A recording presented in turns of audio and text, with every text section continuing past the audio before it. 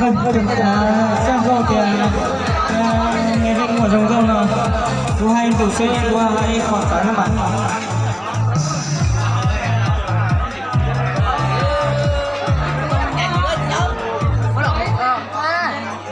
Ít liền đâu, không sao. Anh lên xuống đây mà. Tôi không đây bạn. Rồi. Giá đó. Họ sẽ tính tiền đó. Gọi 30 tiếng họ con giọt rồi. Chúc tuyệt vời không cầu nữa.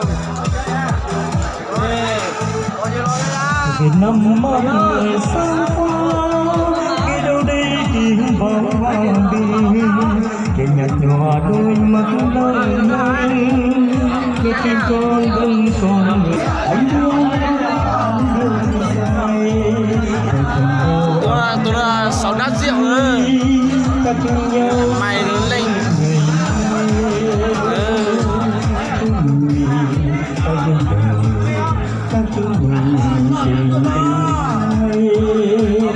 Tao cầm mình tao cỡ.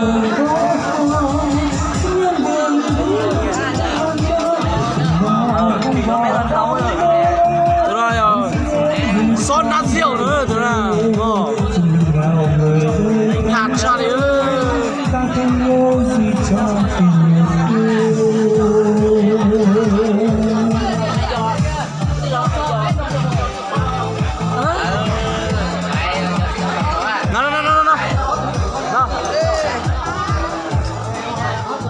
Vâng, quý vị xin mời tất cả các chàng trai vừa ăn vừa uống và vừa lên sân khấu để giao lưu với chương trình chúc mừng chúc cho cuộc sống của chương trình này.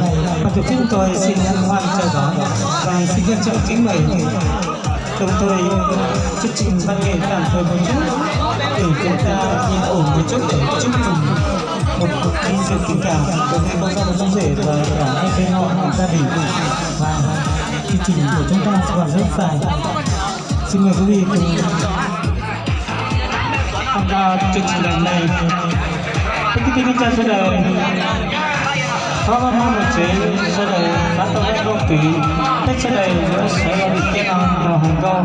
Tất cả học giáo cái hàng câu còn dễ thế nên là cái tên là còn dễ rất là có mấy dòng sẽ cái nó cái rồi dễ cái cho nó xin bên cái nhân kiện này thì cái chối được không?